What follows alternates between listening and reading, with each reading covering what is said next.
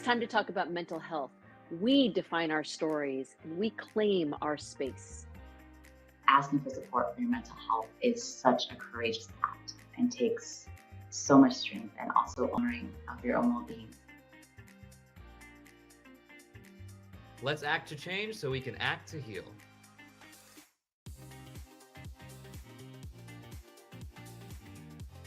Healing is empowerment. Healing is strength.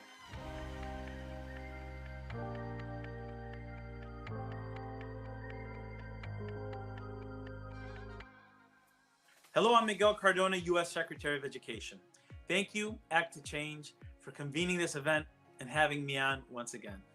Our work to combat racism, hate, and bullying, and to support the creation of hopeful, inclusive communities is more important than ever. This month, the nation celebrates Asian American and Pacific Islander Heritage Month. It's a moment to lift up and honor the contributions of our AAPI community members to our whole nation. And it's a moment to recognize we still have a lot of work to do. We must remove barriers to equity and opportunity and ensure the contributions of all Americans are valued. I also want to take this opportunity to recognize that today marks the birthday of Vincent Chen, whose death 40 years ago marked an important turning point in activism to combat anti-Asian hate crimes in this country. Over the last few years, and especially amid the pandemic, there's been an increase in bullying against our AAPI students and educators. In 2020, AAPI hate crimes increased nearly 150% across America's biggest cities.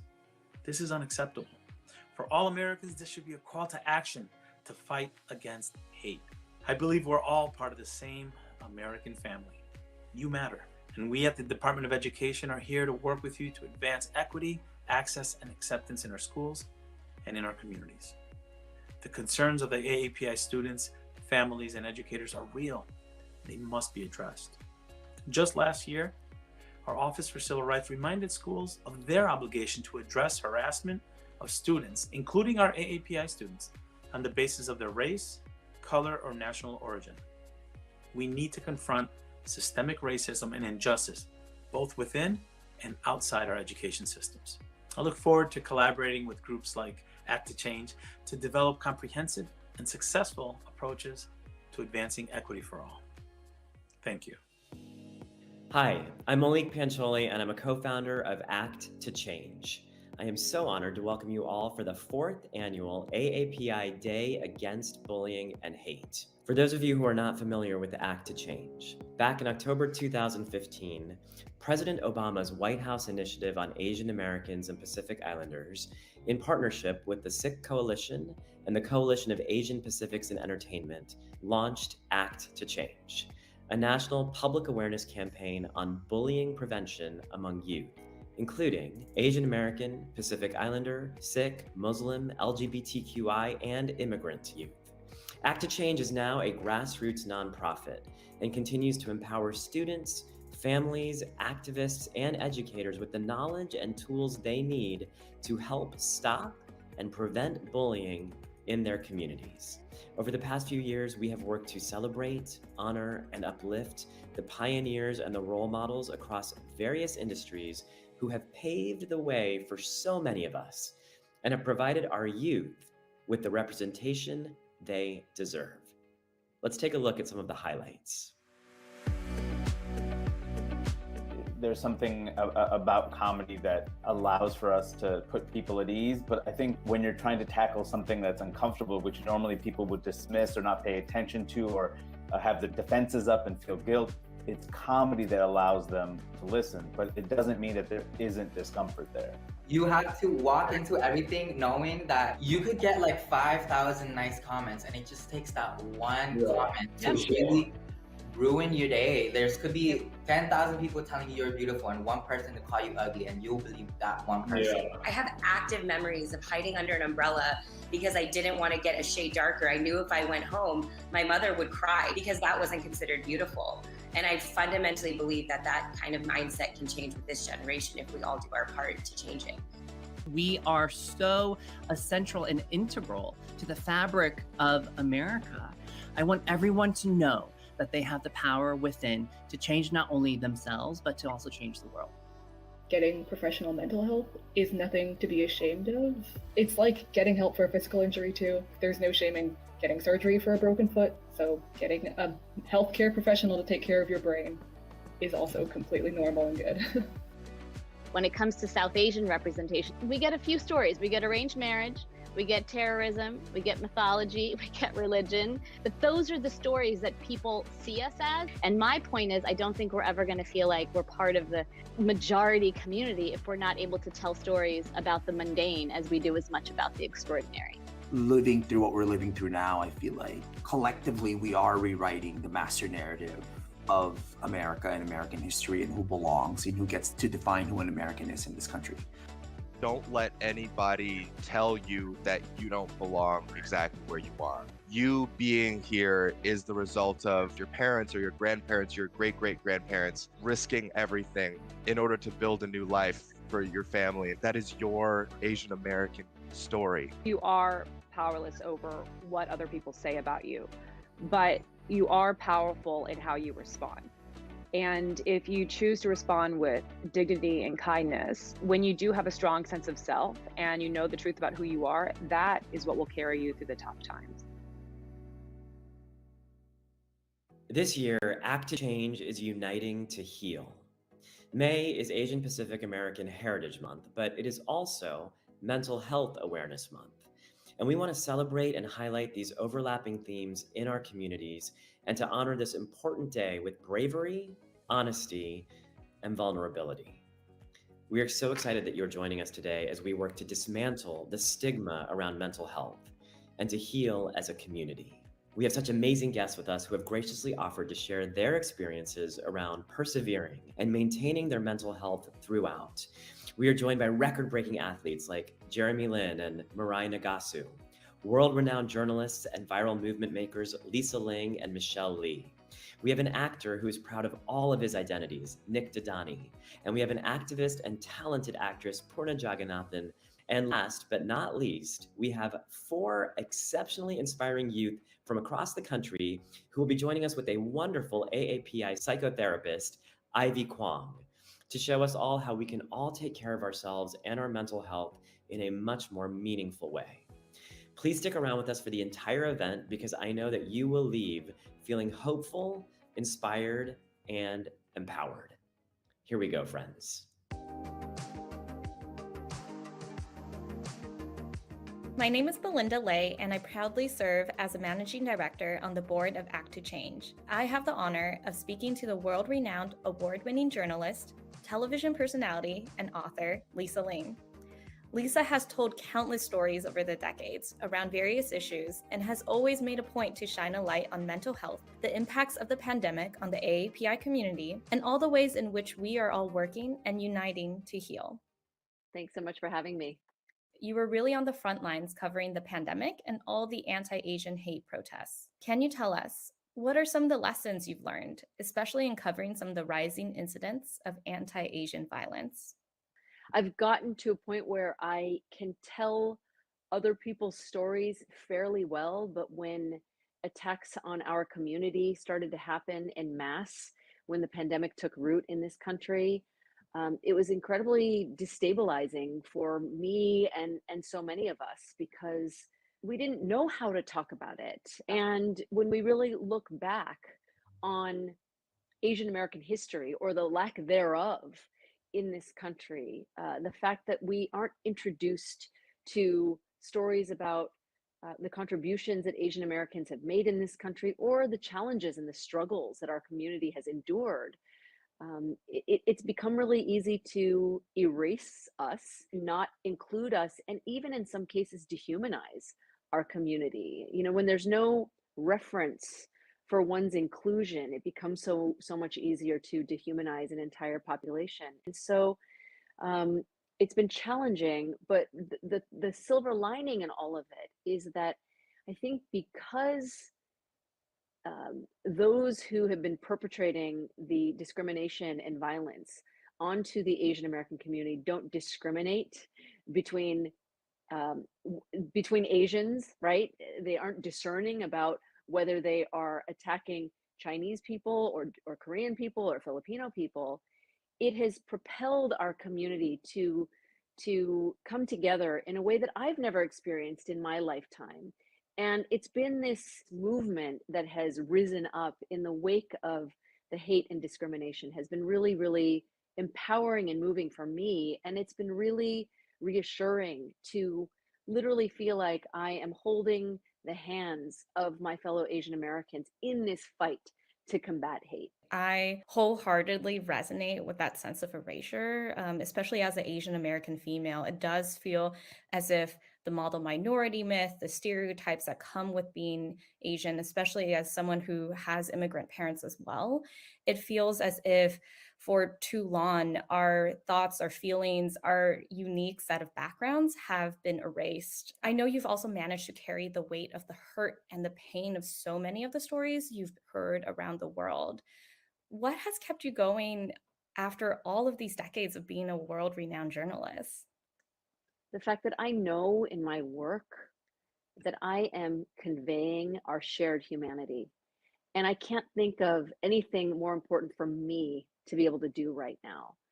We are currently experiencing a culture that is highly discriminatory, highly vitriolic. It's angry, it's afraid.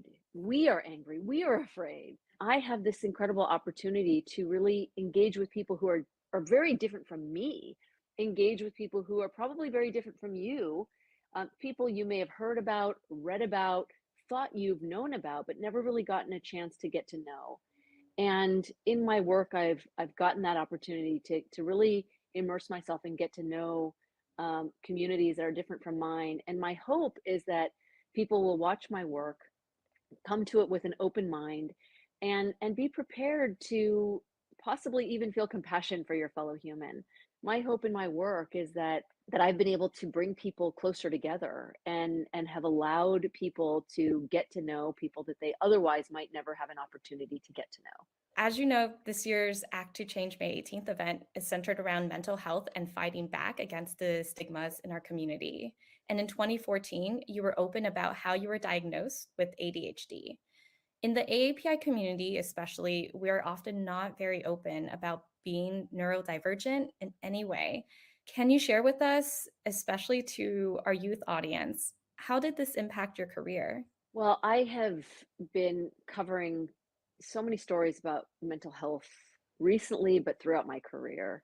And yes, I became very open about my ADD diagnosis in my 30s. It was something that I suspected that I had throughout my youth. I just had a really hard time focusing in class when I was, inside of a classroom. And it wasn't until I got this chance to travel and be in the world and work on a whole range of different kinds of stories simultaneously with teams that supported me, that I realized that I could almost even hyper focus when I was working on those kinds of stories. But growing up in the Asian culture, right? We are one that is so concerned with achievement. There's so much emphasis on success in our community, and I really struggled, and I had a hard time communicating about these struggles. I carried a lot of shame around it, and when I reached my early 20s, I realized that I had all these insecurities. I had these challenges with being able to focus, and so I got myself into therapy. Um, and it was probably the smartest thing that I had ever done. And it opened up this whole world to me and propelled me to ask questions of myself that I hadn't even thought about the answers to. And for me, it gave me a chance to really talk about these things that were really big impediments. We tend to repress, and we tend not to be communicative about things that plague us internally. And my hope is that with greater communication, with more conversations like these, we can encourage one another to break that cycle. In some ways, we are sort of carrying on this generational cycle of silence and of repression. And it's hugely detrimental. And if I can convey anything to our community, especially in this time of crisis and unpredictability, it is, don't be afraid to ask for help. Don't be afraid to ask for professional help if you need it. I'm actually working on a story as we speak about mental illness here in Los Angeles. And I have been working with this law enforcement team here in LA. We were called out to an apartment complex because there was a woman who was on the second floor of a building. She pulled up the screen and she was threatening to take her life. And she was just screaming profanities and just complete incoherent things. And I talked to the woman's sister who said, this is not my sister. This has been going on since January. And my sister she graduated from UCLA and she's a social worker and she helps kids, but she was experiencing this psychotic, breakthrough, or she was having this episode that was triggered by something that her sister couldn't identify. This woman happened to have a history of mental illness. She was diagnosed with bipolar disorder when she was 14, 15. But this is a time in our late teens, early 20s, when mental illness can really start to manifest. And in the past, we didn't have the tools, we didn't have the resources to help ourselves, but we do have them now. And so if you are starting to feel like something's not right, if you're starting to feel high degrees of anxiety or sadness, there are tools that you can start building in your toolbox to heal, to make yourself better. And it's at this time where you really need to focus on those things. This woman's sister told me that her sister is such a good an intelligent person who hasn't been taking her medication regularly, but once she gets back onto her medication and back onto her regimen, like, she's an incredibly capable and competent person. She's just kind of fallen off track a little bit.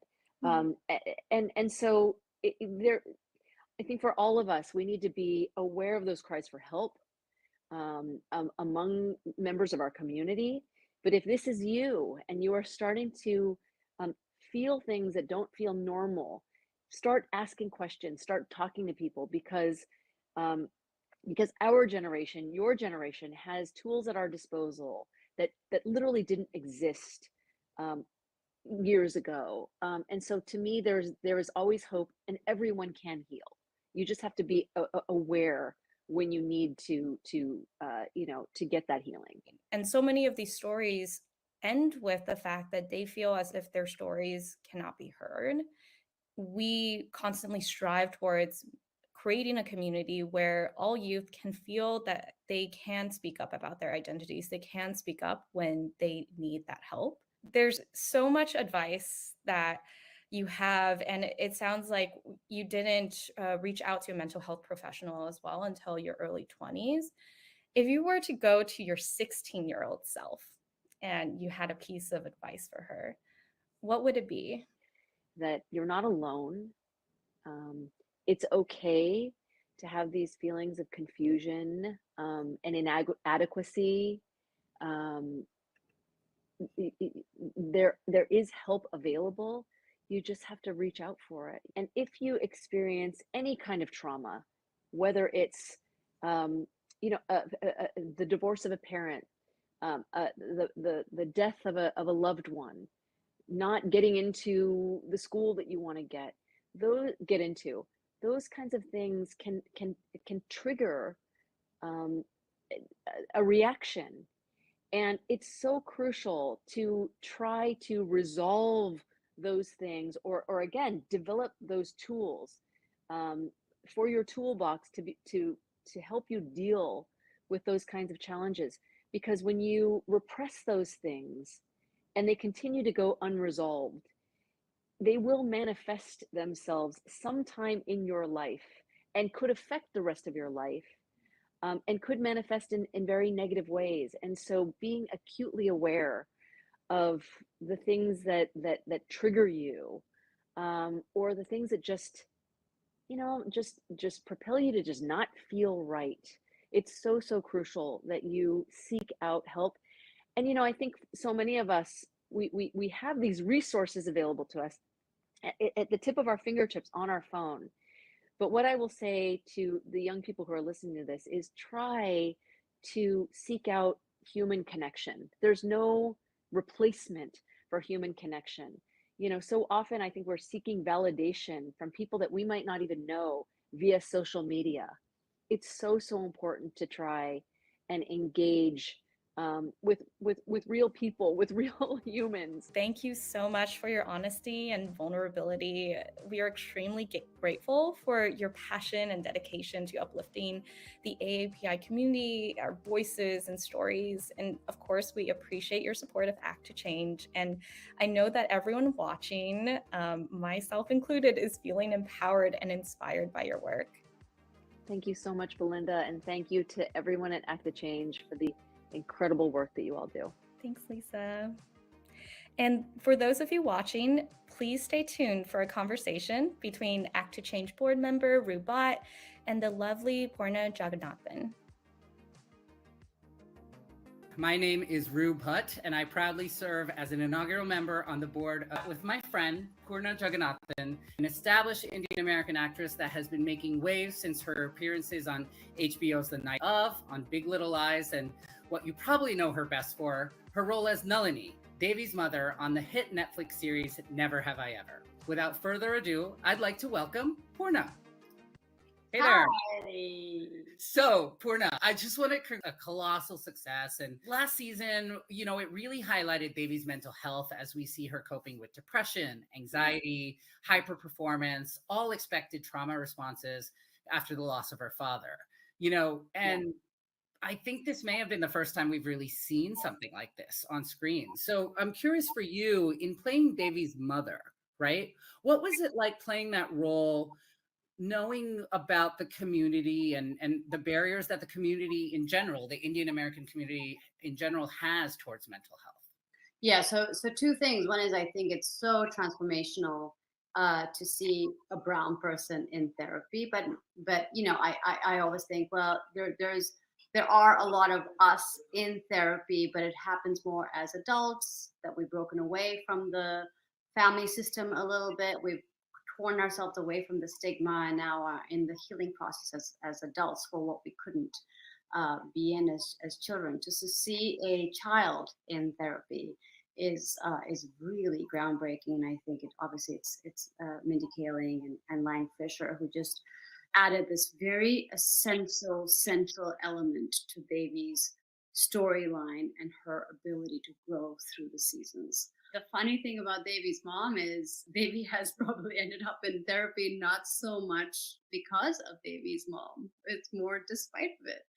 She says the first season, I don't believe in therapy. I think it's for white people. And it's such a iconic line because it just represents what our communities, how much they look down upon that. And I do think even Nalini being with the therapist for that short amount of time has a breakthrough herself just by letting her vulnerability show up and her healing process begin. So it's such a pro therapy message on this show, and I couldn't be prouder of it. Yeah, I know what you mean. I'm 40 now, and I only started therapy probably like 4 years ago. And I certainly was like, whoa, where was this my whole life? I really wish I had someone, a trusted person that I could talk to that didn't have any skin in the game, no judgment. And I could literally say anything that came across my mind. And it's been so transformative to me, be on the other side and help me heal with the trauma that I've had or whatever it may be. The last season, there's what I love about the writing of the show is that they portray, the writers have this uncanny ability to portray an immigrant mother in all the ways that we think of an immigrant mother and know an immigrant mother and all the things that we just imbibe. And it's so funny about immigrant mothers, but they also just put tremendous amount of flesh on Nalini, and in the last season you see her explore this idea of a new relationship, explore this idea of taking care of herself, of dressing up, of trying to get out of the house and out of her own shell. And you know, in that gorgeous kind of moment that Nalini and Devi have, which is Devi says, "No, I can't believe you've moved on from Dad so fast." After she catches her mom with this other man, and you know, and Nalini says, "I haven't." You know, I just haven't moved on. I think I'm just trying to like deal with the pain and things like that. And it's such, again, this shows such a slow unfolding of what moving forward can look like. And no one has healed yet. No one's moved on. No one has forgotten that the father is such a central figure. The ghost of the father and the father is such a central figure through the storyline. This is a story of moving forward without moving on, and what that looks like. Even if you lose that meaningful connection with someone, it's almost survival in order to create more, right? Other connection, and bringing it back to sort of the mental health. If your mental health is in the way of stopping you from making connections, then that's something that folks really need to think about. For me, the first time that a brown widow has been portrayed with any sense of sexuality in this book, there's really such little depiction of what a single mother or widowed woman, her inner life and her desires and her, you know, what pulls her apart and what puts her back together. There's no information. There's no portrayal. Right. So it's very empowering character to play, because you are breaking ground just by showing her as a three-dimensional character. Devi's character sitting in therapy, you know, your character expressing her sexuality post, you know, the death of her husband, is just such an important message that so many people in our community need to see in order to know this is okay. You know? Yeah, I think at the essence, the show is built around what trauma and grief looks like, you know, and the behaviors and what we go towards and what we run away. It's that's the center of the story.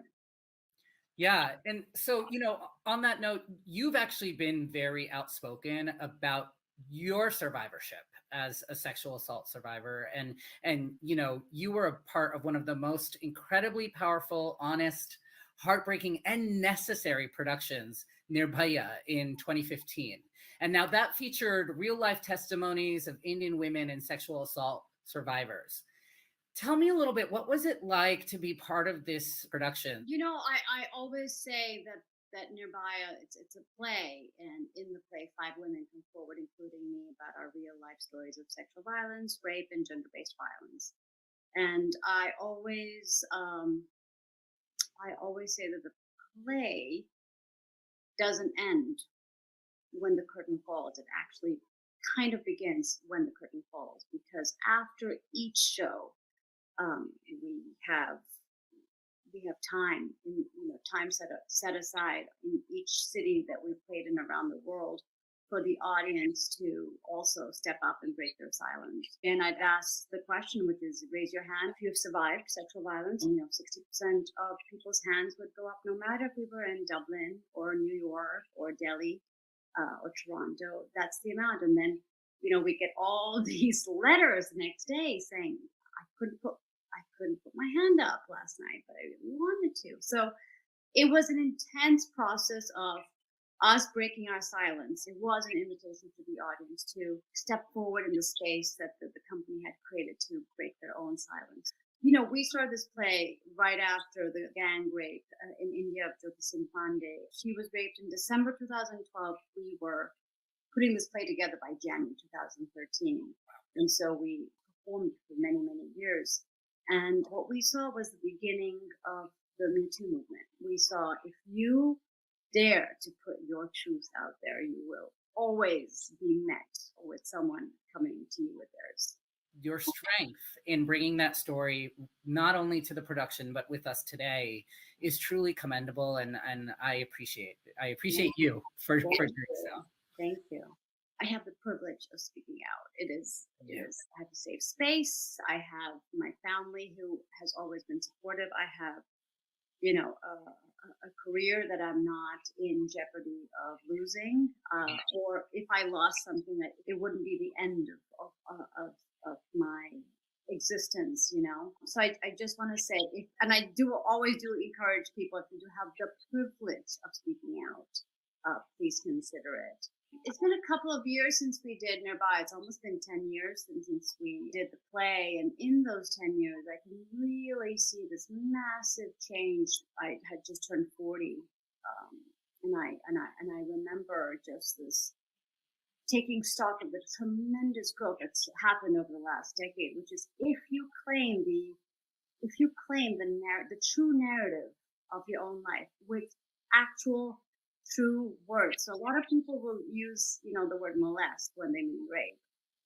If you claim the events of your life in their rawness and their truthfulness, and it's a process, it has tremendous power to make you whole.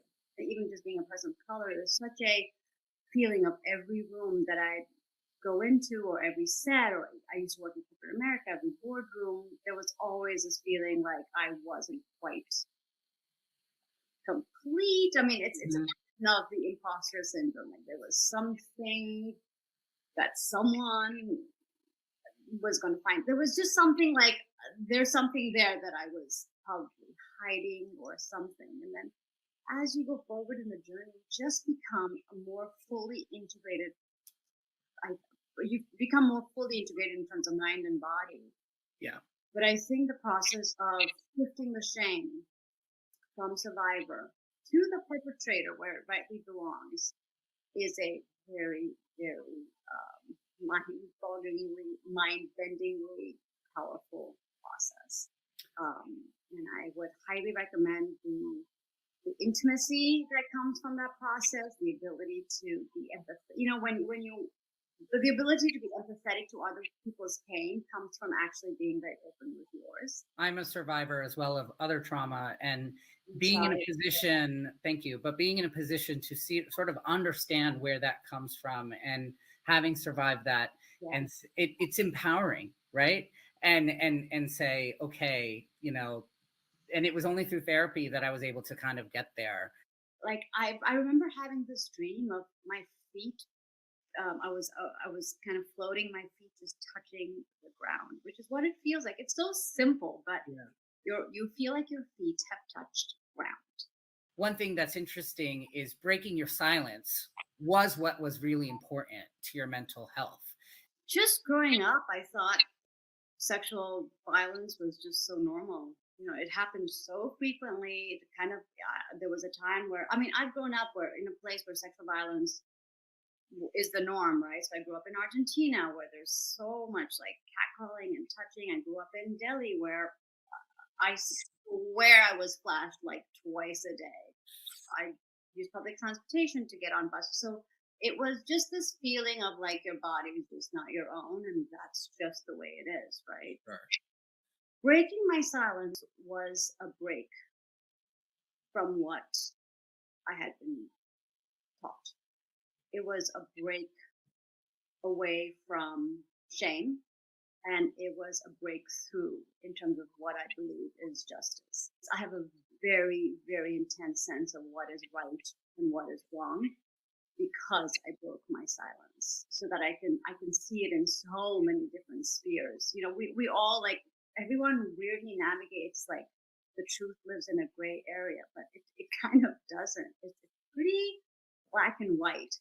How people experience it and all that stuff, perceive it is obviously gray, but the fact that violence against women is a human rights violation never occurred to me until we won the Amnesty International Award for Nirbhaya, and I was completely floored because I never ever thought it was a human rights violation, but it is an extraordinary violation, and it has just been accepted, and because it's been accepted so long doesn't make it right, and you have to step into the space of just seeking justice for yourself and for others, and not normalizing it. Yeah, you know what's really wonderful about your art is it sends a message, an educational message to the communities that you're a part of, by helping us sort of live through these experiences, right? Many times folks in our community don't want to hear it. But when you watch a film or a play or a show and you embody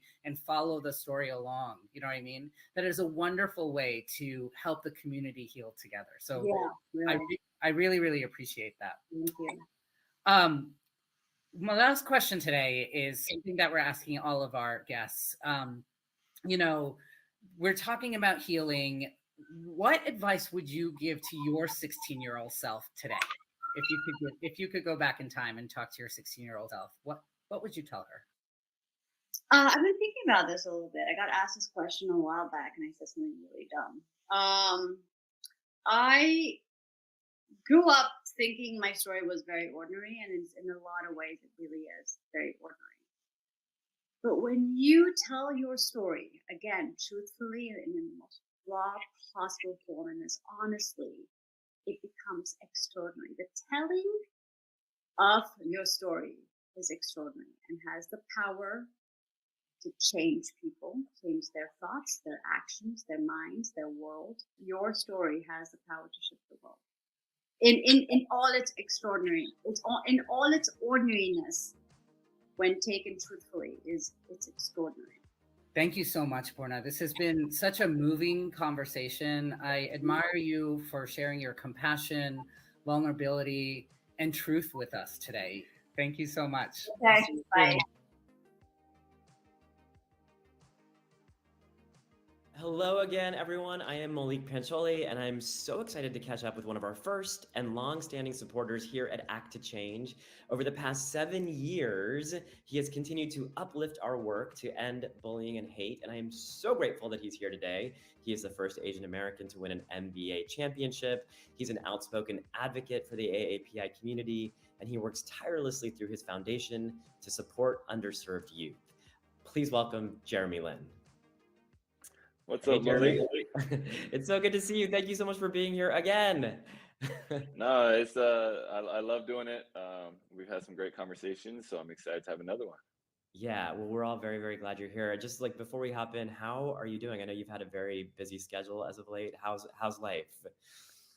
Life is good. Life is good. I'm back in the United States. I'm back in California right now. So our season ended maybe a couple weeks ago, and I took a little bit of time off. I took a quick staycation in the Bay Area, and now I'm just starting to get back into training, get back into work a little bit. So this is day one back on a job for me, I guess.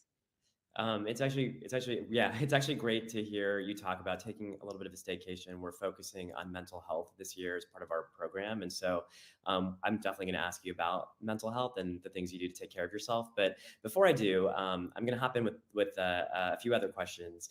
Oftentimes folks from our community, the AAPI community, we're sometimes used to being the only Asian person in the room.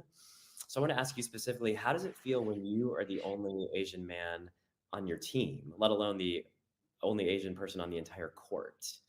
It's just something I guess I've gotten used to. You know, there's just such a wide range of reactions that people will have. Sometimes it doesn't feel that different. Sometimes it feels kind of different. And then sometimes people look at me like I'm an alien. Sometimes they disrespect me, or it's immediately like chip on my shoulder. I need to earn my stripes. I need to earn my respect on the court. I think the biggest thing for me now is just being focused on myself, and whatever people think about me, or the awkwardness that may exist, or even when I meet new teammates and they don't really know how to broach the topic, or they don't know much about, my upbringing or my culture. And I think the biggest thing for me that I've learned is just to be proud of myself. Be proud of myself, be myself, and the rest will take care of itself. If they can't accept me because of my skin color, I can't do anything about that, but I don't want to change who I am or be somebody different. And so that's my biggest thing that I've learned is, hey, be proud to be Asian, be proud to be myself, keep living my life the way I think is right. And whatever people think of me is what they think. You've also been open about how in the sports world, and especially in the NBA, toxic masculinity is something that's often reinforced. Can you share with us how you navigate this intersection, actually, of being AAPI and a man in this profession, especially when societal narratives often devalue or belittle Asian masculinity? I think for me, growing up, I never felt cool. I never felt handsome. I never felt strong. I never felt anything really in terms of just like having that self confidence, that self esteem. And it was just, like you said, it's like when I watch TV or shows, it's always like they always portray the Asian character as some like, you know, it was just not an accurate depiction. It would be like some guy wearing glasses as a computer hacker, a computer engineer in the basement, living in the basement of their parents' home, eating like instant noodles or something. Like it definitely affected the way I viewed myself, and I never felt like, I was gonna be a quote unquote man. And that's one aspect of it, how I grew up and how I saw myself. Then there's the other side that you really touched on as well, the toxic masculinity. And the reason why a lot of, maybe you can say society, you can say sports culture, you can say whatever you want to say. But the reason why a lot of what people define as masculinity is toxic is because it's impossible, right? Like it's like impossible to never feel fear. It's impossible to always be ready to stand up to everything and to overcome it. And we put people on these pedestals and we give them superhuman expectations. Being an Asian American, being a basketball player, being from Harvard, and there's all these different dynamics. What I now define as masculinity and strength is more the ability to recognize what is going on within my mind, body, heart, soul, like what is happening inside of me, and then speaking to other people and getting the appropriate help. I think that's really what masculinity is. Like if I need help and I'm not okay and I ask for it, I think that's really masculine and that's really strong. If I'm feeling fear and I'm feeling anxiety before a game and I go and talk to somebody or I see my therapist or I share that with somebody else and I work through it, that is like, to me, what is very masculine. Being able to address your weaknesses, admit your weaknesses, be vulnerable, be transparent. At the same time, perseverance, resiliency, like those things are also important. And that's, already within the context of how people define masculinity. But the other aspect of it, even crying, even showing emotion, those things, to me, it's like I'm letting it out. That's a healthy part of it. And I'm totally comfortable doing that now. Growing up, I always saw that as a sign of weakness. So this year, Act to Change is highlighting the importance of mental health and tackling the broader cultural stigma around addressing mental health within AAPI communities. And so I wanted to specifically ask you, I know that you've given back so much of your time and your energy to serving youth, and you've dedicated a lot of your life outside of basketball to your community. Has giving back through your foundation helped you maintain your mental health? How does doing philanthropic work affect not only your career, but also your personal life? We were at a table this past year. There's 6 of us, including a couple of my agents, the guy who runs my social media and my masseuse and other people. All of us, this group, we've been together for over 10 years. And I remember one of them asking, I was explaining panic attacks, and one of them was saying like, oh, panic attacks, like, what is that? Is that real? Like, people really experience that? And I was like, yeah. And by the end of the conversation, every single person had gone around saying that they had been through panic attacks or struggle with panic attacks and anxiety, but they had never expressed that to anybody else in the room. Keep in mind, we're a very close group of people who have done everything for 12 years now together, my whole basketball career, and we haven't even talked about that. So if we range between ages like 25 to 60. If we haven't even discussed that, I mean, think about the next generation and for kids. Like if we aren't able to really advocate for that, be transparent with that, and set an example for the next generation, then it's going to be difficult for them to discuss, and it's going to be swept under the rug like it was for some of us. And so that's something that I really focus on now is trying to normalize it and trying to talk about it, because the truth is there's more people going through it than not, and there's more people around you that are struggling with it, and oftentimes when we don't talk about it, we feel really alone. So to go back to your question, yes, it's a huge part of my foundation and my work. It does give me a lot of purpose, a lot of joy to know that we are helping as personally somebody who has struggled with tremendous anxiety, especially before games or in certain situations. It brings me a lot of purpose to know that we want to try to give as many resources and give as much information and to help the next generation as much as we can regarding mental health. That's so important. Speaking of the next generation, if you could go back in time and give advice to your 16-year-old self, what would it be? Right off the bat, I would say slow down and enjoy the journey. I always tell people my biggest regret from the insanity, my biggest regret from my career as a whole is that I never slowed down to enjoy, embrace, cherish what was happening. I was always focused on where I wanted to go, what I wanted to do. It was always some future destination that I was chasing, and I couldn't really live in the moment, in the present. If I could go back, I would really do my best to change it, but it's something that I wish I really emphasized and prioritized at a younger age. And for me, that's my personality. I'm always thinking about the next thing, what I want to do, how I want to get better. And sometimes I wish I could just slow down and be in a moment. Jeremy, thank you again so much for sharing your story, for being so open and honest about your experiences. As you shared in talking about it with your team or the people around you that support you, I think that's something that young people are really going to glean from. That you can talk about the things that you're struggling with, and there will be people who will understand that. That's so important. We are eternally appreciative of your support for Act to Change. And I know that the young people watching this are just as inspired as I am right now. So thank you again for being here. No problem. Thanks for having me. Good to chat again. 7 years. I'm excited. I'm waiting for next year, Malik. Lifers, we're in it forever. Hi, I'm Jamie Locke, and I proudly serve on the board of Act to Change. As a grassroots organization, none of the work we do would be possible without the ongoing support of community organizations, allied partners, and sponsors. I would like to take a moment to highlight a partner who has continuously uplifted our mission here at Act to Change and is committed to amplifying API voices and creating a community where all belong. I am a trans Asian American.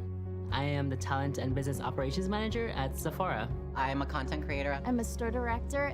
When it comes to Sephora, someone finally took a chance on me. I love my beautiful dark skin.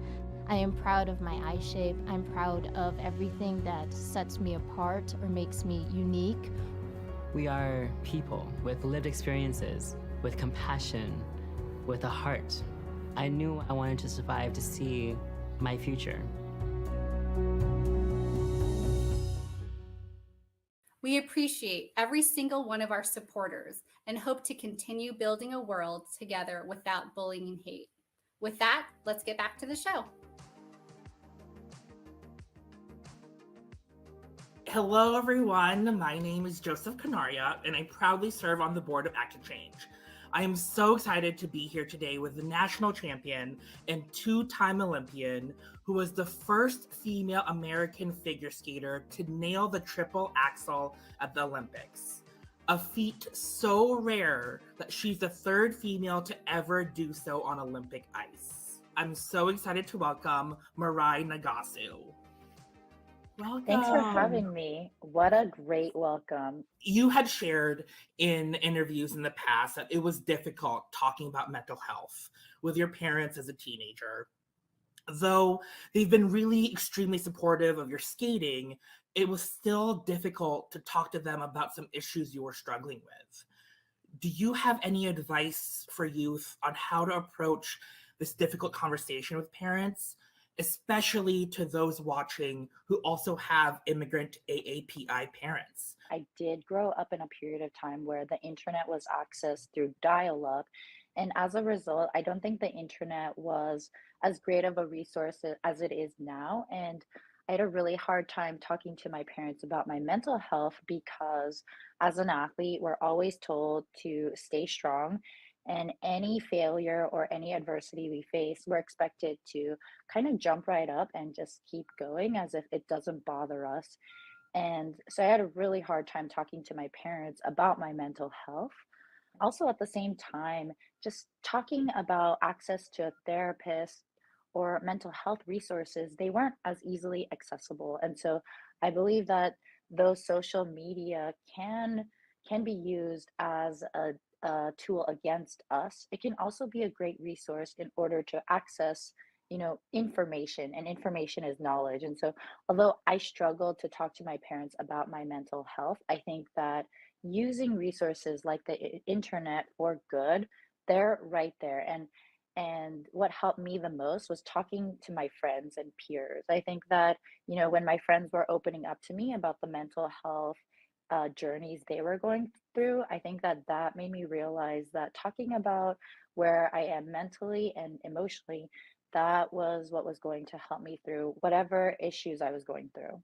I think it's really important that we really showcase that sometimes parents and having that open conversation isn't really going to be something that we can all do. So we really appreciate that and like using the resources we do have access to. Thank you. In the past, you have been very open about how in 2014, when you narrowly missed the shot at going to your second Olympics, that you went to a space that made it hard to get out of bed and enjoy your usual activities. Can you share with us how you turned this crushing moment into a source of strength? I am so incredibly fortunate that I found a sport that I am so passionate about. And to have that moment of my life be so public was really difficult for me because for a really long time, I thought that my purpose in life should be dedicated to my skating. And there's so much more to Mirai Nagasu than just figure skating. And I think that I myself lost sight of that. And so 2014 was something that I took really hard. However, with the help and support of my family and friends, I began to see that there's so much more to the world outside of my skating. And I think that going out and seeking that education really helped me. And during that journey, something I learned about was the word legacy and what it means to different people. And I thought about what my legacy would be in my skating. And so I thought that, adversity is something that we all face, but it's how we handle it that creates a legacy. And I didn't want to be remembered for as the athlete who was left off the team. And so I wanted to come back fighting stronger than ever. And I never in a million years thought that I could land the triple axel at the Olympic Games. Even hearing anyone talk about it, I'm like, wow, I did that. Think about what your legacy is, what it could be, and it's okay to fail because failure is part of the process. Ow. I think that's so important for us to remember that you didn't just do it on your first try, right? It took years and years of practice and dedication. Figure skating, especially in such a high caliber environment where body image takes such a center role, makes it easy for skaters to perhaps develop poor self-esteem around their bodies. What has helped in terms of navigating through those pressures? And what was your biggest struggle when it came to seeking help for your mental health? I am part of a very aesthetic sport. My uniform is actually a costume, and as a female and a jumper, I am often wearing very tight fitting clothes with very short skirts. And I think that there is this negative stigma that you have to be very thin to be able to rotate. And I hope to continue to advocate and promote for a weight to energy ratio where it basically, I believe that we all come in different shapes and sizes, and skating is not a one size fits all. And I think that that's something that society has really, really pushed for as far as body image goes. And I hope that it continues to trickle into sport because a lot of times when I wasn't skating well or when I wasn't jumping well, my coaches would tell me that I weighed too much to be able to rotate as fast as I needed to. And that really messes with your psyche, especially in those developmental stages. And I find that I compete and perform best when I'm feeling like I'm my best self. And when I don't feel good about myself, I'm self-conscious. And, when you're an adolescent growing up, you don't know what is acceptable and what is not acceptable. And so I didn't know that what I was experiencing was not healthy for me. And so hope that I can continue to tell the next generation, like it's easy to say, love yourself, but it's sometimes hard to follow through. I'm actually on tour with a female skater named Alyssa Liu, and I have to say, the next generation has a strong head just on their shoulders. When there's a topic that she wants to talk about, she's so open to talking about it, and that's courage and bravery that I very much admire. She's got it going on. So Gen Z, excuse me, has it going on. And I hope that I will continue to be inspired by that generation. And I hope that I can continue to learn how to love myself, love my body, love my skating. And I hope the younger generation will as well, because it's all about that legacy. You want to be remembered for empowering the next generation. And I don't want the next generation to make the same mistakes that I did. And so hopefully, Alyssa and I and all the other great skaters will continue to advocate for skating for everyone, sports in general for everyone. I love this idea that it's so much easier to say to love myself versus actually doing it, and to see younger folks who are actually are going out there and telling themselves this and practicing that is something that is so inspirational, because I'm only 31 and I know when I was a teenager that was not the common message that I was consuming. Yeah, if there's something that is bothering her, she is the first to say, this is a real topic that we should talk about and we should discuss so we can address it. A lot of the times I was scared to do that. I wanted to fit into the mold. I felt like I had to be perfect at times. And I think that the next generation is more about breaking the mold and accepting each other and how we come as is. And I think that is something that I hope that we can all accept from each other, because when you feel accepted, it's the best feeling ever, to be included and to feel good about yourself. And I think there's room for us for in this world for all of us to be as we are. So hopefully we can continue to promote it in our society. Inclusion and belonging and this sense of feeling accepted is so powerful, and it really seems like the younger generation has caught on to that like a lot earlier than all of us. Yes. I think excuse me, I think that we maybe started that trend, but they really took it and they're really going for it. But I think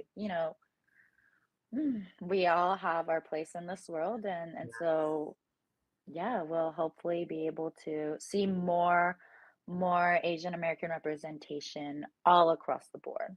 Our last question, Mirai, is if you can give advice to your 16-year-old self, what would it be?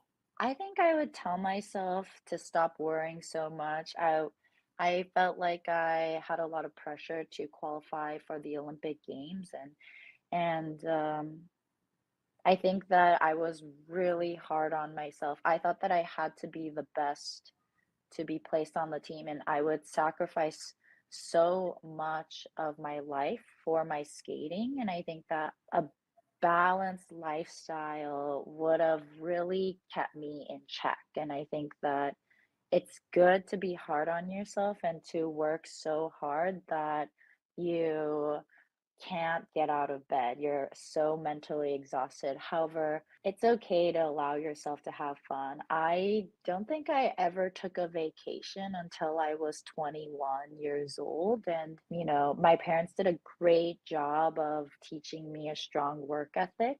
But having a little bit of vacation, letting loose, enjoying life is something that I would tell my 16-year-old self. I think it's incredibly important and powerful for our young audiences to be able to see and hear that their role models also have had their own struggles, and that their journey to shattering Olympic records wasn't easy. I think it's so funny when you say role model, but hopefully my voice, whatever I said, does help someone, because I wish that I had heard, like, it's okay to be so stressed out that you don't know what to do with it. Let's talk it out. Let's find you the right resources. Let's get you to a better place. I think that if I had reached up for a helping hand sooner, I think that there would have been more people to help me out of whatever it was, and I was afraid to ask. So hopefully, it's funny to hear myself as a role model, but I hope that, there is someone who hears this message and can act on it. Seriously, we cannot express our appreciation and gratitude enough for your support of Active Change. So thank you so much for your time today, Mirai, and we really hope to continue working with you. Thank you so much. Thank you. My name is Jill Yu, and I am a co-founder and one of the managing directors of Act to Change. And I'm so excited to be here today with the founder of the Very Asian Foundation, amplifying diverse AAPI voices through education, storytelling, and community connection. The Very Asian hashtag was born from, unfortunately, a horrifically racist voicemail that was sent to Michelle after she shared her New Year's tradition of eating dumplings. I ate dumpling soup. That's what a lot of Korean people do. Which was quote unquote being very Asian. Your Asian anchor mentioned something about being Asian and Asian people eat dumplings. She's being very Asian. She can keep her Korean to herself. And after sharing this voicemail on social media, the AAPI community reclaimed this notion of what being very Asian means and established a sense of pride with all of us. So without further ado, I am so honored to welcome the Emmy Award-winning newscaster, Michelle Lee. Michelle, welcome. Hi, Jill. Thank you so much for having me. Can you tell us a little bit more about the hashtag Very Asian, how you use this to reclaim that racist incident and turn it into a viral moment? I really feel like I don't get to take credit for it. I just simply experienced this. I put it out there in the world, and honestly, the world responded, which was pretty amazing. My friend Gia Vang, she's a news anchor in Minneapolis, and she's the one who wrote about Hmong foods and traditions and used the hashtag Very Asian, and people took off with it. It was just so amazing to see the world respond. We had people from Holland, Germany, Korea, Australia, Canada. We had so many people not only just sharing their stories, their traditions, but then also people who felt like they haven't been seen or felt like they weren't Asian enough, really using that hashtag to reclaim their very Asianness, whether it was adoptees or people in the LGBTQ plus community or people who are of mixed race. It just felt so beautiful.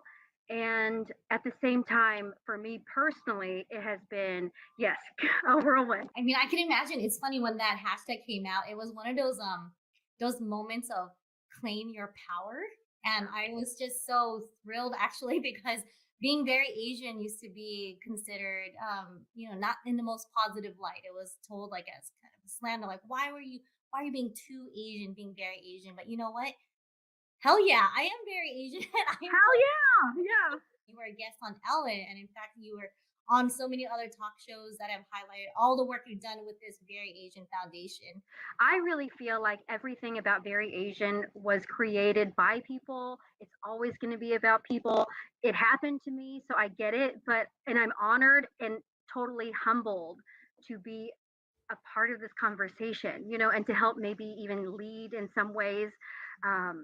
But I really feel like it has been something that everyone else has done, and I'm just honored to be, I guess, leading the ship. But I mean, really, people tell me what matters to them, and I think of like how many stories have yet to be told. Like my son is 3 years old, he is of mixed race, and to me it's like we still can't find stories for him. I mean, there are stories out there that are similar, but none that really speak to our family.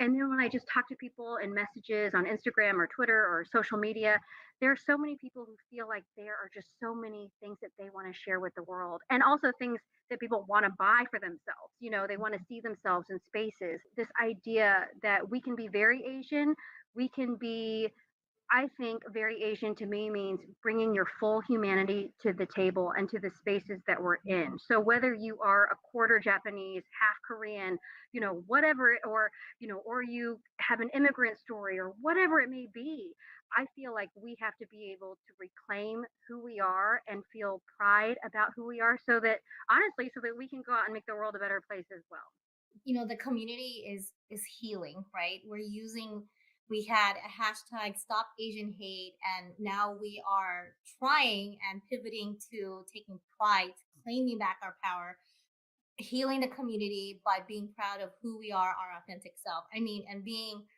damn proud to eat dumplings for New Year's, you know? Yeah. For the last 2 years, it's been really hard to be a person who looks Asian in this country and in the world, really. We've seen so much hate and discrimination and actual violence. It is wonderful that we can have a moment to take pride and have joy. I think it just really goes to say that we can live in a dual existence where we can have grief in one hand and gratitude in the next. I hope that with Very Asian, people can look at some of the unsexy work out there that needs to be done so that we can move and advance our community and really normalizing our stories so that people say, oh my gosh, not only is that very Asian, but that's very American or that's very German or whatever it is. To me, I think as an Asian American, I share so much of the experience with people who've had just maybe a different upbringing simply because we are Asian American. We have our own culture as well as whatever our potential like origin countries are. This actually reminds me, so like in a recent interview, I think you shared, after you listened to the racist voicemail, you mentioned that, so 42 years in your body that has absorbed 42 years of racism, discrimination, and at times like actual violence. So how have you managed to maintain your mental strength and perseverance, especially as an Asian American woman in local news broadcasting? Sometimes I think I don't do a good enough job of taking care of myself or listening or doing self care. I know that self care needs to be active self care, so I really try to do that. But it is hard to live in dual spaces and liminal spaces because we do try so hard to be accepted and not bullied and not listen to microaggressions and to stand up to hate. And then at the same time, I do find myself feeling othered on a consistent basis. And I'm not saying that, everything is bad. I'm just saying that, you do find yourself in these spaces where sometimes you have to navigate racism and discrimination and you don't know how to really get out of it. And I think that these last 2 years have been so brutal on students living through the pandemic where they have felt invisible in their schools and at the same time hyper visible within their communities. I have a student that I know of whose family owns a restaurant, and they've had a lot of harassment over these last 2 years. In some cases, when I was talking to some students, some of them have really struggled with mental health and anxiety, getting bullied in junior high or high school or college or in your workplace. It's all very important and it's all very real for that individual. And so, when I was a kid and literally was like, I felt like I was fighting for my life every day. I thought so poorly of myself, and I think what kept me on this earth? What kept me going? I don't know. I mean, it's just like sometimes I think it's the universe. I don't know what kept me here because it was a real struggle for a few years. And then you get into college, you get into your workspaces, and you still kind of encounter variations of that. I do talk therapy. I talk to my friends. I find mentors in my industry, but it's been tough. But it's like that talk therapy, finding those trusted advisors, finding your community to speak to. And honestly, individuals like yourself, like folks who are on television who look like me, when I think back when I was younger, I actually wanted to be on TV, and I remember telling my mom I would love to be a news anchor, and then I decided not to because I didn't see Why? anyone. No one looked like me. There was only Connie Chung. Just this year, I got called Connie Chung, like out on the story. Me too. Yeah, and I'm like, first of all, thank you for calling me Connie Chung, but also that is an insult. So can you get a new one? Can you think of any other Asian person on television? Oh my goodness. And you know what? That actually really inhibited me from reaching my dreams too. I think of everything in increments. Like, let's just get through the day, or let's just get through the week, or let's just see what happens with this contract. I still don't have it figured out, and I really think that some of that has to do with the lack of representation that we've seen in the industry. I mean, there are a lot more people, but it's still not an equal playing field. If you could give advice to your 16-year-old self, what would it be? Just keep going. You know, if you are really struggling, I mean, I struggled so much when I was 16, and I just really needed someone to just say it was going to be okay. Just keep going. Just try to make it through. And also, I never felt like I was good enough. I never felt like I had the same access to things or was smart enough or pretty enough or I mean, you know, name any adjective. I never thought I was good enough to do anything. My parents were so supportive, but I just didn't believe it. And I think a lot of that had to do with me being Asian. And if I could just go back in time, I would say just keep chipping away because the consistency that you're bringing every day by just keeping at it will measure up to something. The work that I do every day is leading to something. I never would have imagined that I would be like a like the face of like some sort of viral moment, right? But when I look back in time, I think of all the work that, you know, I've done in certain spaces, whether it's me being like on like a DEI board for our company or me being a part of like a really strong organization that I love at the Asian American Journalists Association or volunteering in this space or whatever it may be. Like all of these things led me to make that decision so that when Ellen DeGeneres gave me a check that I could go, I know what I'm going to do with this money. I don't know how the logistics of everything, but I know what we're going to do with this money. I will say, you know, I'm in my 40s and I was like in my mid career thinking, well, what else am I going to do with my life? Or what else am I going to do in my career? I think now I have a much clearer purpose of what else I'm going to do. So it's like never stop imagining for yourself, never stop dreaming for yourself, and just keep going because you don't know what it's going to lead to. Well, thanks so much, Michelle, for being on the show. Just want to let you know that you are enough. You are beautiful. You are such a model to our community. We're so thankful for your presence. Oh my gosh. Well, I'm so humbled and honored. And thank you so much. I know that we'll work together in the future. For those of you watching, please stay tuned for a conversation between Act to Change board member Nancy Tian and the wonderful Nick Dodani. Hi, y'all. I'm Nancy Tian, a board member with Act to Change, education advocate, gamer, and dog parent that's obsessed with cat videos. Don't tell my dogs. And I'm so excited to welcome the incredibly talented actor, comedian, writer, who is one of the most watched emerging talents in the entertainment industry today and was just featured on the GLAAD list. He is a co-founder of The Salon, a forum for South Asian American artists and executives to accelerate their creative development in TV and film through community organizing. He can be seen in last year's amazing feature adaptation of the Tony Award-winning musical Dear Evan Hansen. He also stars as the quirky and charismatic Zahid on Netflix's Atypical and recurred in season 2 of Netflix's Trinkets. Without further ado, I'm so excited to welcome Nick Dodani. Hello. Hi, how are you? Be good. How are you? Good, good. It's so exciting to be here. It's an honor to sit with you and get to chat with you. We thank you so much. I guess we can get started and jump right in. Being a South Asian gay man in this industry, you talk about it openly in a lot of your stand-up shows, and I would love to kind of start off our first question with if you could share with us, what was it like to come out to your family, and did that at all impact your overall mental health, especially as a young actor and comedian?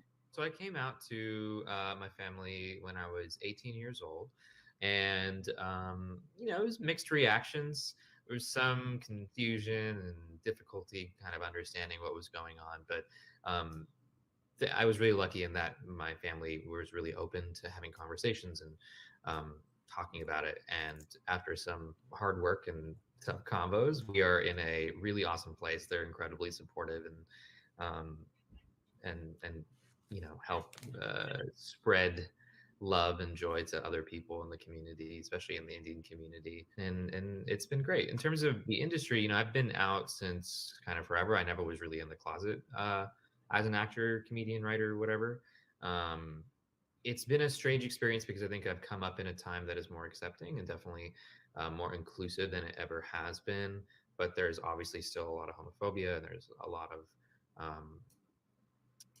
just queer phobia across the board, and it's been a challenge navigating that. But I'm also really heartened by the insane number of openly LGBTQ actors and performers and writers and directors and producers and activists. And I think, Hollywood's getting gayer every day. Being in this certain times right now, like there is a lot of rising like issues, being like our most open and prideful selves, but I think there's a lot of solidarity in it. So thank you for that. Hopping to our next question. So this year's May 18th event theme is around mental health and coming together as a community to heal. In a recent interview about the incredible movie adaptation you were a part of, dear Evan Hansen, you shared that you hope folks, especially young audiences who are watching, can walk away after seeing the movie with that feeling that sometimes it's okay to not be okay, right? Can you share more about what that means specifically to you? I think we all struggle with mental health issues, whether that's depression or anxiety. I think more people than we know are also neurodivergent, and I think things should be talked about, right? Like, we all have our things. We all struggle. We all thrive. We all survive. We all fail.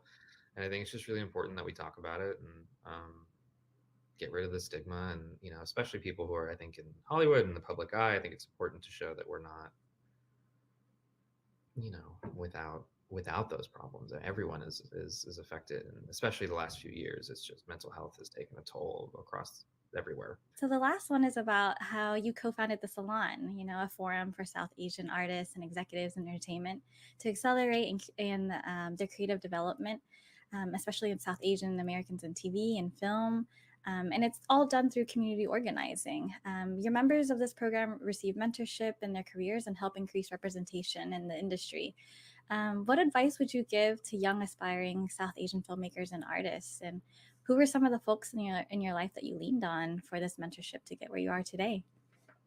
Yeah, I mean, the advice I would give is to just make the thing. If you want to be a writer, write. If you want to act, make a short film. And it's easier said than done, but I think we have to go the extra mile of proving we can do a thing. And so just doing the thing is always really helpful. I also really love, coming up, like going to class was really important. Acting class, writing class, any kind of artistic class, so you can get those creative juices flowing. And then the other part is connect with other South Asian folks. That was why we started the salon, is so that we could all honestly just hang out and get to know each other, because so much of collaboration comes from just knowing each other and being able to build community. And specifically in regards to mental health, it's so important to have community, to know you're not going through it alone, to talk about the specific issues that we face, as Asian Americans, as South Asian Americans. Really, it's like finding your tribe and finding your people. And if that community doesn't exist where you are, making it and building it, and if that's not possible, finding it online. I wish the internet was as vast as it was when I was growing up, because seeing all the representation and the ways that folks are open to talk about issues, and knowing other folks face the same issues I have, I think about all the time, like what would it be like growing up? I mean, I had like AIM and all Hotmail, but that nearly didn't cover the bases. If you could give advice to your 16-year-old self, what would it be? I'd probably say get a therapist. And I don't mean that tongue in cheek. I mean that for real. I think I started therapy in my 20s, and it would have been amazing to have done that when I was a young queer figuring shit out. Congratulations on being announced as part of the GLAAD list, and congrats on just all your successes and achievements thus far. We so appreciate your continued support here at Act to Change. We cannot thank you enough for your willingness to share your stories about your identity and your experiences. I know so many members of our community and our audience can relate to what you've shared today, and even in your shows and in your comedy. And I hope that we can continue working and collaborating with you in the future. Yeah, thank you so much for having me, and thank you for all the work that all of you do. It's really, really awesome to see. Hi, everyone. My name is Elaine Dang, and I am an Act to Change board member. I embarked on my own personal journey to tending my mental health as an adult in my 20s. What started as a way for me to make sense of the many negative feelings I was experiencing turned into a discovery of what it means to be whole, and how my family history and growing up as a Chinese Vietnamese girl in the United States impacted all of that. I am now a new mother to a beautiful 5-month-old, and I'm thinking a lot about their world and how they will grow up and how they will approach their own mental well-being. So these are only a few reasons why I am so excited to be sharing this space on this roundtable with 5 guests. We have writer and licensed psychotherapist Ivy Kwong.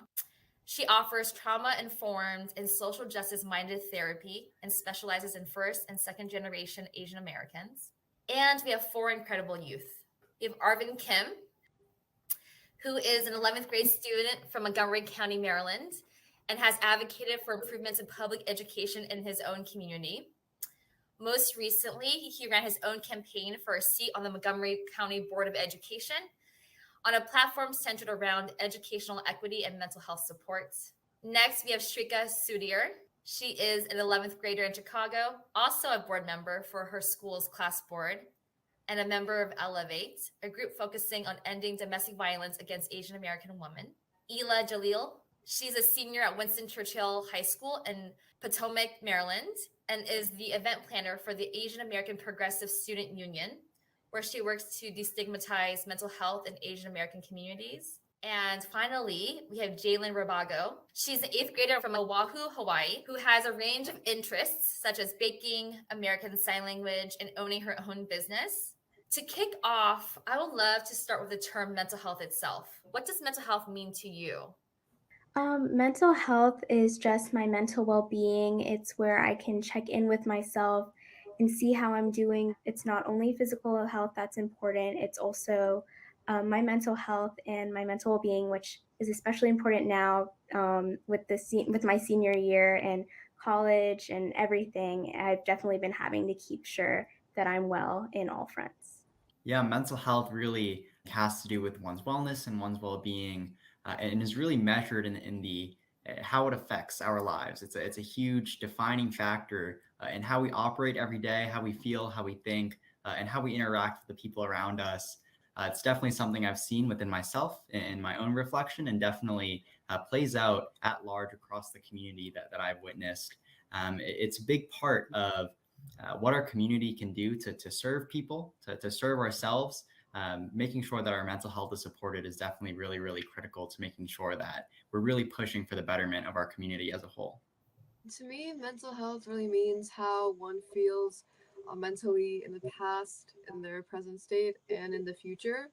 And I think that mental health is especially important because while people really should value others, the person they should value most is themselves, and they shouldn't really need to have the need to prioritize other people over themselves, and even if they are struggling, because you're really the most important person in your own life. It's really who you are and your mental well-being. And I believe that it's important because at the end of the day, if you're not caring for yourself, there isn't really a way that you can care for others. Would love to now pass off to Ivy. After hearing from the youth and from your own experience as an expert here, what is mental health? Mental health encompasses our emotional, our psychological, and our social well-being. So it really impacts how we respond to stress, our relationships, decision making. It's actually also directly correlated with physical health. Especially I know from my own family history, that was something that my parents never wanted to address or talk about. And it only took until I was an adult to really think about it head on. So I'd love to hear from a couple of folks. Do you feel like there's stigma in mental health in your community? When I'm dealing with mental health problems, it's always passed off as like, oh, you're just stressed. There's nothing to really be worried about. And that's something that I've struggled with in finding ways to get help. Because when something is so stigmatized, people just don't talk about it. It's hard to open up about your own experiences with it. And I think, especially when you're looking to adults in your lives, the people who kind of guide you, it can be really, really difficult. Yeah, there's definitely a stigma around mental health in the Asian American community that I've noticed, that it makes you weak and it's not a problem that is something that needs to be addressed. And so my work has been getting Asian American psychologists and psychiatrists and Asian Americans working in the mental health field and having them talk to both our generation and then our parents' generation, because it also needs to start from the top. I think that our community is starting to gain a greater awareness around mental health, and that it just takes more and more people to step forward and deem it important to remove the stigma around it. So Ivy, I would love to hear what you're seeing in terms of stigma around mental health, and how does, potentially the API culture, I know there's so many cultures within it, but what kind of things have you seen across different Asian Americans and Pacific Islanders that you've worked with, and how stigma and culture plays a role in it? The way we speak of mental health is from a very Eurocentric kind of lens and perspective. And I think that Western psychology has really failed to consider a lot of cultural nuances when it comes to mental health. In API culture, so often there are collectivist ideals. There's stoicism that's really valued. So endure hardship without complaining is seen as a virtue. And therefore, sometimes you resist seeking relief until the suffering becomes intolerable. And there's also culturally a strong resistance to seeking outside help. There's a lot of shame in that, and wanting to, again, the idea of like saving face. So let's make sure that we pretend everything's okay, and if something's not okay, then it's hard to address. It's so great to hear that so many folks are working on actively destigmatizing mental health, because it really is, again, something that's just as important as physical health, and again, being directly correlated. We can't have one thrive without the other. In particular, the last 2 years, with COVID-19 pandemic, and with that, we saw the rise in anti-Asian hate and violence. We've seen this racial reckoning, in particular with the Black Lives Matter movement, and now with the war. I think there's just a lot where it seems like people are potentially realizing we can't pretend things are all okay. Would love to hear kind of how have current events impacted you personally or your community when it comes to mental health? I know a lot of people, especially regarding this current war that's going on, a lot of people have been affected by it. A lot of people's families have been affected by it as well. And I think regarding the recent surge in Asian American crimes, a lot of us have felt at least like slightly unsafe, at least not within our communities, but just when we're going outside. I know a lot of people, especially those who are East and Southeast Asian, those who I know, have been very concerned about what's been going on. It takes a lot of toll on your mental health, because you have to make sure that your family is safe, your loved ones are safe, and that takes a lot of toll on people, especially the younger generation, because a lot of them aren't used to it just yet. As you're kind of seeing other people in your community and talking about it, it kind of brings a different level of, at least for me, in what I was hearing from your response, level of presence about it. And hearing about it on the news kind of creates, I think, this sense of both community, but also, what is going on when we're seeing this rise in anti-Asian hate and violence. Is there anyone else that wants to kind of comment on how current events may be impacting your mental health or your community's mental health? Our wellness as individuals and as members of a community is super reflective of the things going on around us. And it's only natural that with such stressors playing out in the world at whatever level or whatever scale, it comes back to us as individuals and plays a role in our mental health. It's really, really important that that destigmatization and the national conversation around mental health that we're talking about, does move forward. And as it does move forward, it's inclusive of everyone in our country and that reflective of diversity we see, and definitely incorporating those nuances we see between cultures and generations, and super, super important that it happens like that. So, what advice would you give to youth who are really interested in wanting to overcome the stigma in their communities? Or who may want to seek help in mental health, but feel like they won't be supported in doing so? I think number one, acknowledgement is really important as a first step, understanding that there is a stigma that exists. Mental health within itself is a nuanced and complex issue. I think that the best way to kind of go off of that and build off of that is to educate yourself, to understand the resources that you have out there, to learn about mental health, learn about yourself and what you can do, connecting with the resources you might have, whether it be the counselors in your school or the local psychologists that you might know about. All of these different resources that we have to engage in bettering our own mental health and understanding what mental health means as a whole for everyone. I have my own personal struggles with mental health, and something that I found difficult was speaking up to my parents and just being comfortable enough to actually talk about what I was struggling with. And I want my parents to see me in a certain way. And because of all the stigmas that I've learned, I didn't want to go to my parents for my mental health because I thought they would see me as less than and they wouldn't see me as perfect. But I think having a mutual understanding of knowing that this isn't something that you should be ashamed of really helped, and just learning how to navigate mental health together. It's scary to kind of share more of yourself and not knowing how people that you love, like your parents, may react and may think of you. And Ivy, what advice would you give parents, and caregivers to support the youth in their lives who may be going through some mental health challenges and maybe worried about like what Jalen shared about not being perceived as perfect, being perceived as less than?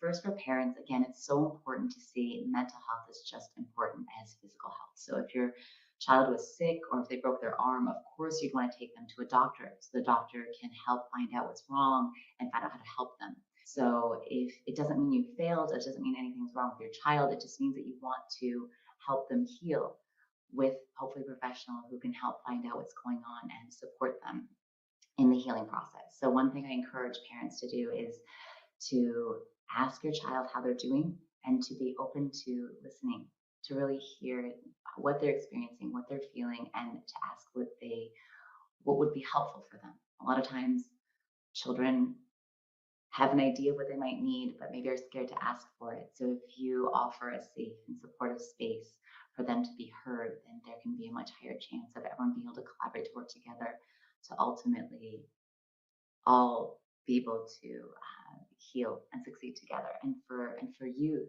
there's this idea that we have to be a certain way for our parents' love and acceptance and approval.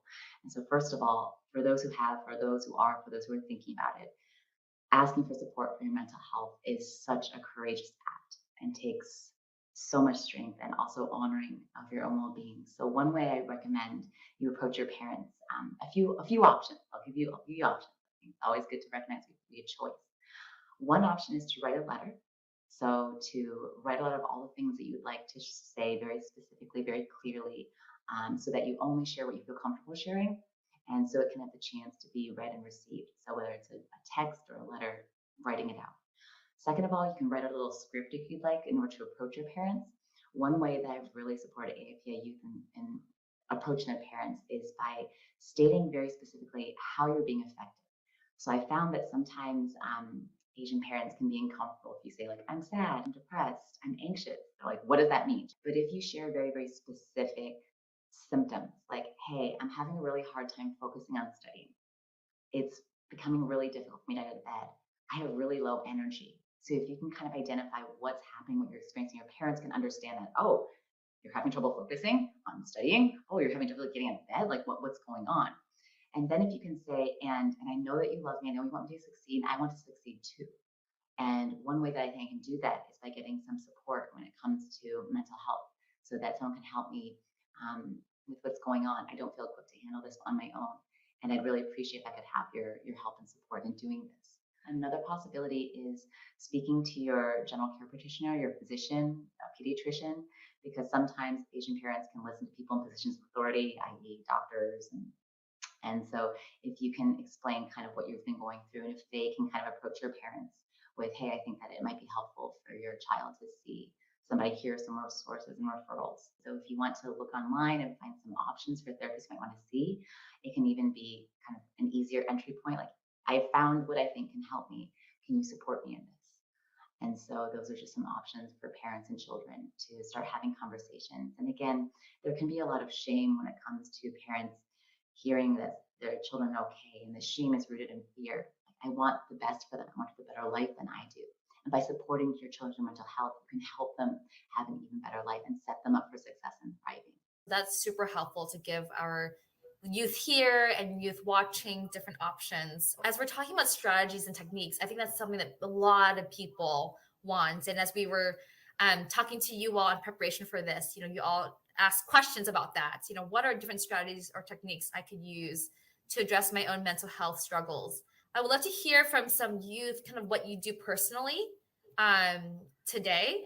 Why don't I kick it off to Ela? I think you shared a bit about meditation. Can you share more about that or any other techniques you use to help you with your mental health? Yeah, my aunt's a yoga teacher, so she has me going through a lot of breathing.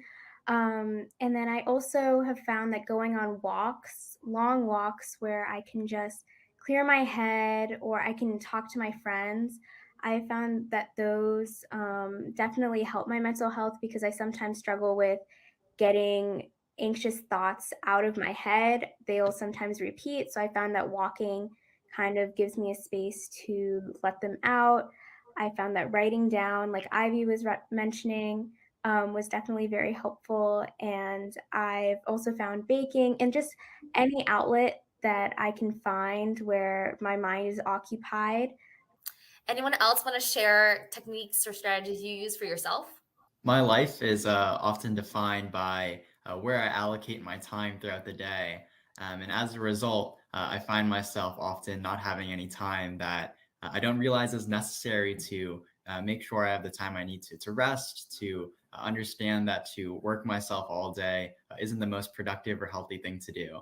Every day, I try to make sure that I allocate time for myself to take a step back from whatever I might be stressed about or working on, and really engage in reflection and to let myself have that time to forget about everything.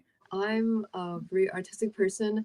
I prefer to get my thoughts out in writing, in poetry, and in art. It's a really good way to do something you enjoy while also acknowledging that you have certain mental health issues and that you need to take a break from whatever it is you're doing right now. I also just kind of just like to pace around my room, sort of take deep breaths, tell myself that maybe it's going to be okay. For myself, it's and a lot of sort of stem from my experience with colorism, and I wrote a lot about that. And I sort of told myself many affirmations that I was beautiful, that I didn't need to care what other people thought of me. And I think just telling yourself that is one of the first steps to really helping yourself. How did you actually realize that colorism was one of the core things that was making you feel less than or making you kind of question your own beauty? The first thing I did was sort of assess my surroundings. I had a lot of friends who were Caucasian, who were North Indian, and had a lot of fair skin.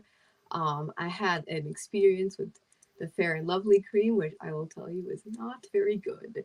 And it made me realize how much I sort of didn't like the way I looked. And I started just looking for people who all had like darker skin, who didn't have as fair skin as many like a lot of Indian actresses do. Like if you see like many Bollywood movies, you'll see so many fair actresses. I kind of realized that that was making me feel really bad. So assessing your surroundings and sort of just coming to that realization, it does work differently for different people depending on their situation. But I think for me, it was just understanding that what I was doing, my actions, and what was around me really made me realize that I have an issue and that I need to do something about it. Mainly. Ivy, I see you nodding a lot. What are you thinking about as you're hearing Shrika share? Recognizing what is our stuff versus what is racism and society and culture and all of these things that we are told that we are, all these standards of beauty and success, and really kind of taking a moment, continuously taking moments to check in about what is actually true, what is most true, what is being learned externally, and to filter that. And so important to make time and space to connect with yourself so that you can actually hear what that truth is and remember what that is and cultivate and curate and kind of feed what nourishes you and energizes you versus drains you and exhausts you. Is this a standard that is actually yours, or is it something external that's telling you that it's not enough, right? Because living in a society that values of proximity to whiteness is so exhausting. And yes, to going back to our resilience, our beauty, our knowledge, our wisdom, our truth, and yes to what Arvind's sharing about making and protecting time for your mental health. And you can find this through art, through journaling, through music, through movement, through being in nature, through cuddling with your dog, through spending time with people who really see you and support you and care about you. When we're in our sympathetic state, which is go, go, go, do, do, do, if we're just going and doing driven by anxiety, we don't really connect to whether or not this is what we're actually wanting to do and how we're actually wanting to do it. And even when we're resting, sometimes, which is our dorsal state, if we go, go, go, do, do, do without being able to stop or being aware why we're doing what we're doing and hit a wall and go into a dorsal state of exhaustion. When you're connected to your ventral state, again, connection to yourself, to others, to the world, to nature, you can choose to do and you can choose to rest. And you can choose how you will show up in the world for yourself and for others. So Jalen, would finally love to hear from you. How do you find ways to connect to yourself? I've deeply rooted my worth on everything that I'm doing, like my academics, the things that I've achieved. And it's always been hard to find time for myself where I really get to think about my emotions.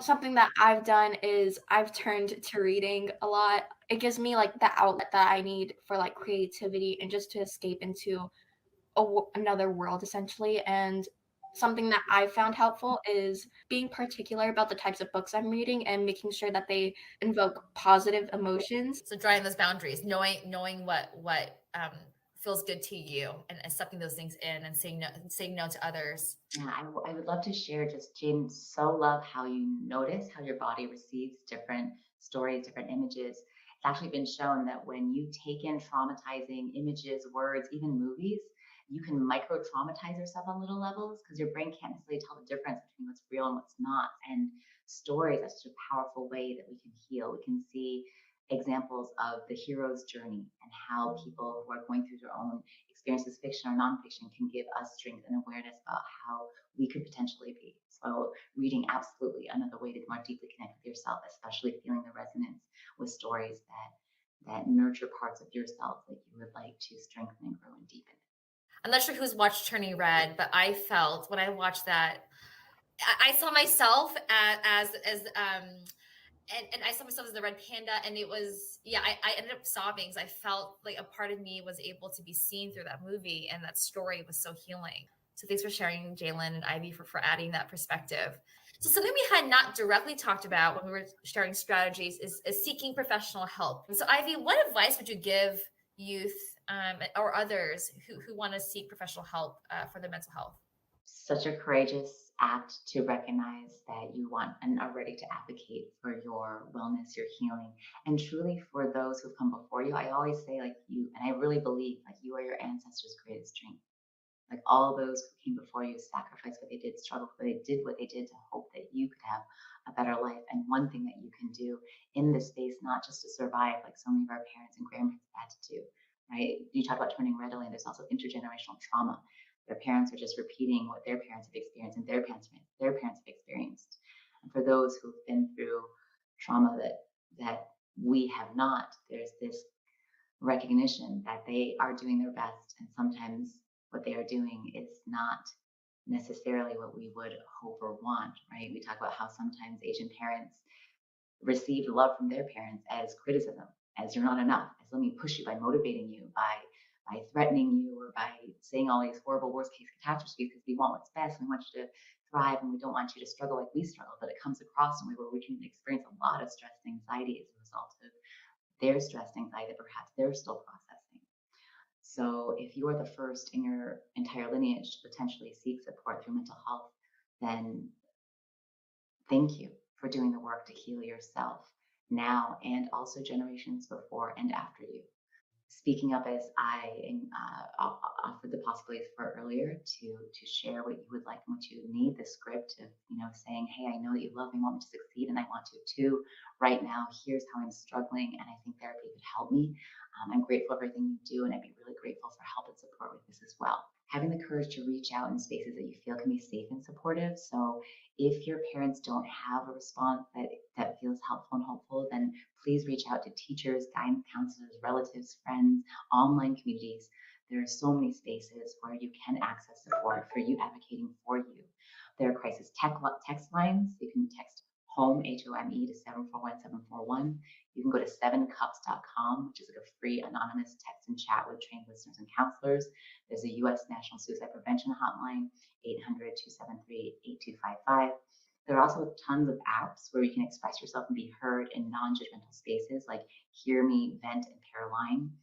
And Ivy, we asked the question of how important do you think it is for API youth to find a therapist who may share their background? Should I find another API therapist to work with? What are your thoughts on that? It can certainly be helpful to work with someone who is understanding of the cultural history and background. I've talked to so many AAPI clients who have said, when my white therapist heard about how difficult my relationship with my family was, like, just cut off your parents, just cut them off. And they're like, I'm Asian, I can't cut off my parents. Like, that's not what you do. So how can you support folks in honoring kind of just the values of the culture while also honoring and taking care of your mental health? So I think sometimes working with an AAPI therapist or a culturally responsive therapist, as you're looking for a therapist, you can always ask them very direct questions. Like, what's your experience working with folks from a cultural background? What is your experience working with folks with API families, and how has that impacted your work? And what's been your own experience with that? Finding the right fit is so important because everyone comes in with their own biases, and there can be ignorance, lack of awareness can actually do harm if folks are not aware and educated and how to respond with cultural awareness, sensitivity, and responsiveness. So I think that there can be a shortage sometimes and difficulty in finding accessibility. A lot of states have changed their licensing rules. So you might have to check state by state, but if you're in one state, you might actually be able to see a therapist in another state because of the shortage of advance. So definitely check and see so that you don't have to be limited in terms of your search for someone who might be supportive of you in your healing journey. Talking about mental health resources and options, it's not equitable for everyone. Ivy, why do you think, what are some of the barriers for why resourcing is not equitable for everyone? Also, I think, Jalen, you had talked to us about in Hawaii, you may feel like there's even less there also. So, why might that be the case? I think that accessibility has been challenging again because of the stigma. I think that we are making progress, but we still have a long way to go. And so being able to, number one, just acknowledge that there's something that we want to work on and heal together. And number two, coming together to bring together shared resources. And also healing can happen in community. And there's so many spaces now. There's Subtle Asian Mental Health Group, on Facebook. There's so many online communities as well where you don't have to be with this alone. So I'm so grateful for spaces like this where we can have open, honest conversations. Does anyone want to take Ivy's question? If you've had personal experience seeking out professional help, or perhaps someone who has, or folks that you've worked with? When I was doing my event for Asian American mental health and I was seeking out Asian American psychologists, therapists, it was definitely a lot more difficult than I thought it was going to be. And I realized how much of a minority Asian Americans are in this field of mental health.